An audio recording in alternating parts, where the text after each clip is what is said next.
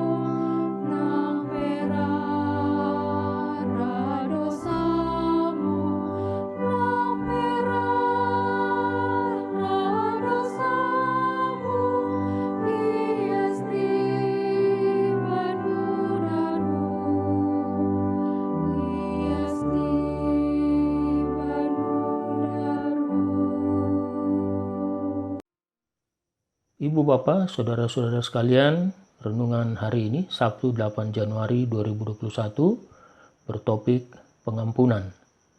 Natsnya terambil dari Mazmur 130 ayat 4. Tetapi padamu ada pengampunan supaya engkau ditakuti orang.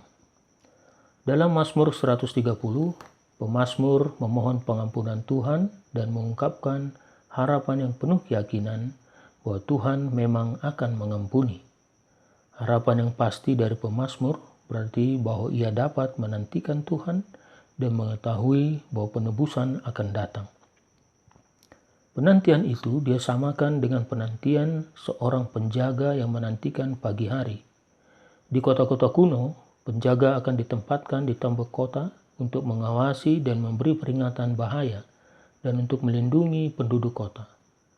Malam hari sangat berbahaya karena musuh dapat memanfaatkan kegelapan untuk menyerang dan juga binatang buas berkeliaran dengan bebas. Pagi dan siang hari biasanya relatif aman. Maka tidak heran para penjaga menyambut kedatangan pagi hari.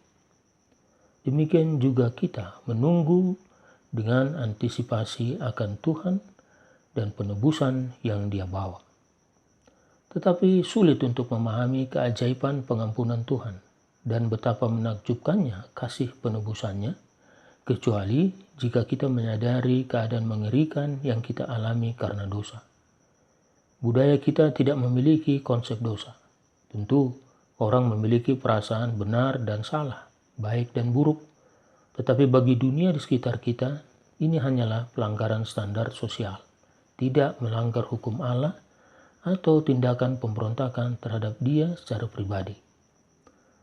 Inilah sebabnya mengapa kebanyakan orang menyebut diri mereka baik. Mereka tidak membunuh, merampok, atau melakukan kejahatan yang dianggap paling buruk oleh hukum negara. Tetapi Tuhan, Dia yang mendefinisikan kebaikan, tidak mempedulikan hukum negara. Standarnya adalah kebenarannya, sebagaimana dinyatakan dalam hukum moral atau 10 perintah. Seperti yang Yesus tunjukkan dalam Matius 5, tidak ada satu perintah pun yang tidak kita langgar, baik dengan pikiran, perkataan, atau perbuatan. Pemazmur menyadari hal ini ketika dia mengakui bahwa jika Tuhan mengingat atau memperhitungkan dosa-dosa kita, maka tidak ada yang akan bertahan di hadapannya. Kita semua akan jatuh dan binasa di hadapan tahta keadilannya. Tetapi Tuhan memberikan pengampunan pada umatnya. Dia mengampuni umatnya, tapi ini bukan pengampunan yang berdasarkan keinginan dan mengabaikan keadilan. Inilah keadilan yang sejati, karena hukuman atas dosa kita telah dibayar di dalam darah Yesus. Pemazmur tidak mengetahui hal ini pada saat dia menulis, tetapi dia pasti menyadari janji-janji Mesias, karena dialah Tuhan yang mengampuni. Seperti yang Paulus ajarkan dalam Roma 9, itu bukan karena seseorang melakukan sesuatu yang layak untuk diampuni, tetapi sebagai hasil dari kasih karunia Tuhan, agar dia dapat mencapai tujuannya melalui umatnya, Seperti itulah kasih Tuhan kepada kita.